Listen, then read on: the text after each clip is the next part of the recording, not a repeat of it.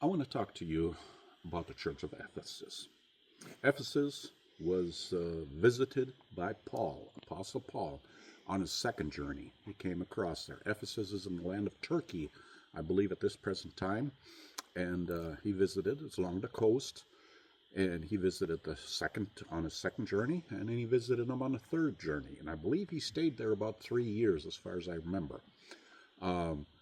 He wrote a letter to him, which is the book of Ephesians. And I love that book.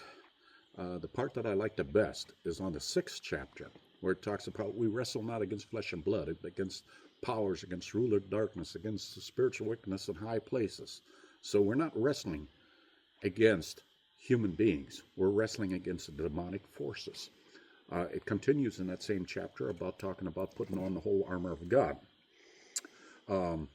Any kind of critter, any kind of human, any whatever, if there's anything that penetrates the brain, it goes down immediately. So it's very important to put on the helmet of salvation to prevent that. Breastplate of righteousness. You might be able to go without the breastplate of righteousness. You might run a little ways, but you got to have righteousness too. Feed shod with preparation or the gospel or whatever. So if you're not with any of that's fine.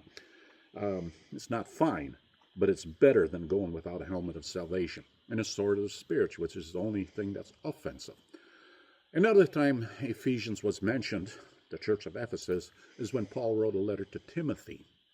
I believe it's in the first few verses of the 1 Timothy, where he talks about Timothy urged him to stay there, to fight against the wickedness that was starting to come in, and the fables that were trying to come in. There were apostles that were trying to corrupt the whole thing. So the church of Ephesus was pretty smart. Ephesians, was also mentioned in Revelation.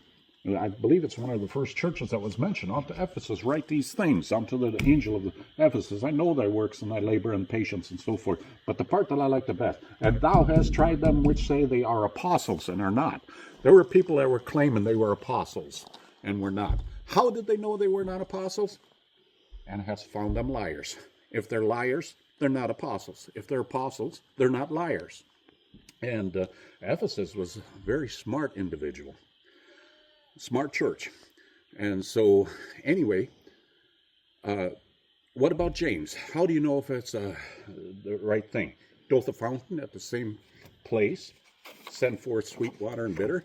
You can't have liars and apostles in the same thing. You can't have sweet water coming out on certain messages and then lies on the other thing. Also, Matthew, Jesus talked about, wherefore by the fruits you shall know them. So that's interesting. What kind of fruits are we talking about? The Bible talks about having good fruit. Good fruit. Good fruit, good wholesome things. Well, what if there's evil fruit? Dirty, lies, like it talks about the apostles. They were liars. They were coming up with concocted fables, which was bad. In this present day, 2,000 years later, I believe there's a church that is not like the church of Ephesus, that was smart enough to know the difference. And they allow themselves to come in with corrupt stuff. So let me continue with that type of thought. Enough. The church at Ephesus, they had a little problem. They were also worshiping idols at the time. Not the church, but the people in Ephesus. And they cried out for an hour or two, something like that, 2 hours. Great is the Ephesians, Diana of the Ephesians. And this church stood against it. So what is the dirty fruit? Dirty fruit.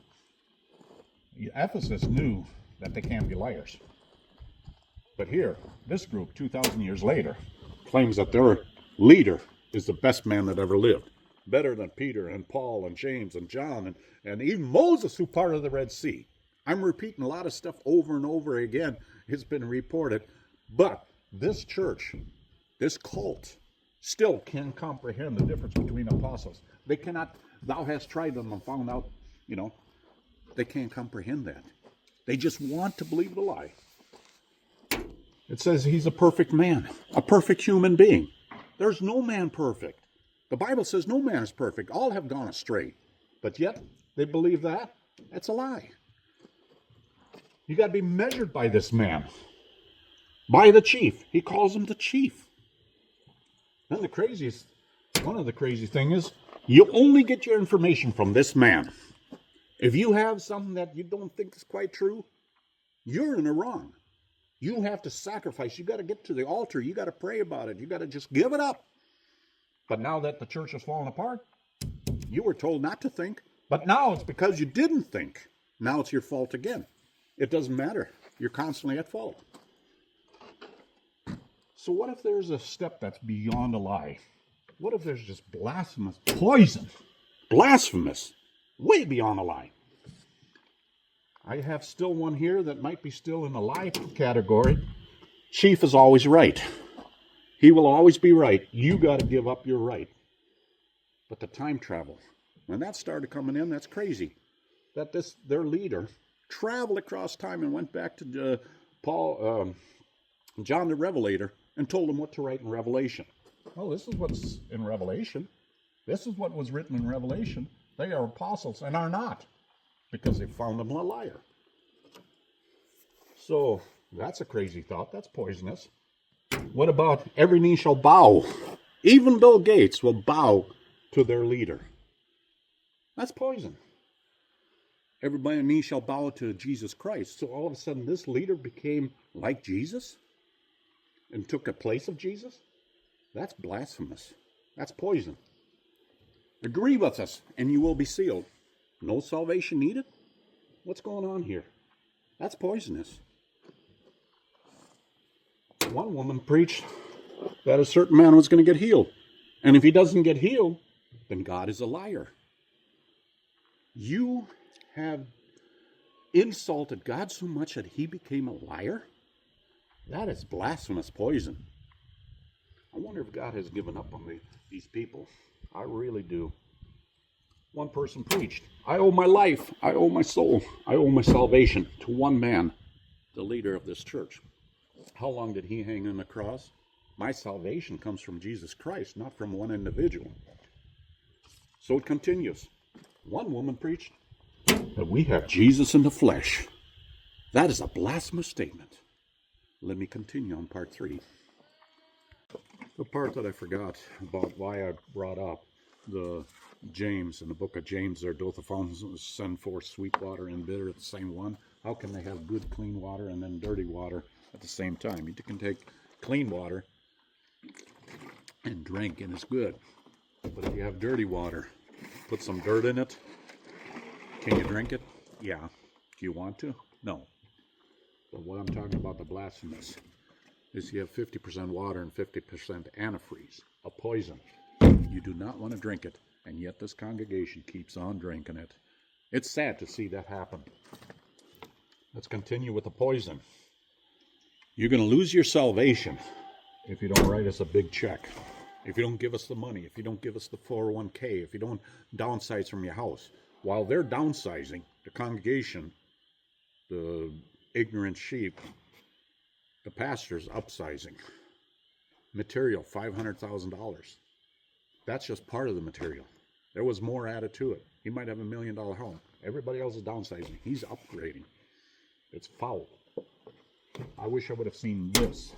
The third man, or one of the top 3, dressed up as a wizard, got a costume, dressed up like a wizard, came in a church. I cast a spell on you. He's the wizard in black, whatever. It's just crazy. If I would have known that, I would have known right away. You do not dress up as a wizard. A wizard is an abomination unto the Lord, but he's going to cast a spell on you. So it's gotten to the point where I feel like I'm just repeating it. The thought occurred to me, what if God has had enough? He's tried prompting them, tried going for it, and trying changing their mind, but they just absolutely refuse, absolutely want to believe these lies. The congregation and the ones in ministry, the apostles who claim they are apostles and are not, they want to believe this lie. God has turned them over to a reprobate mind. Delusion. Reprobate mind.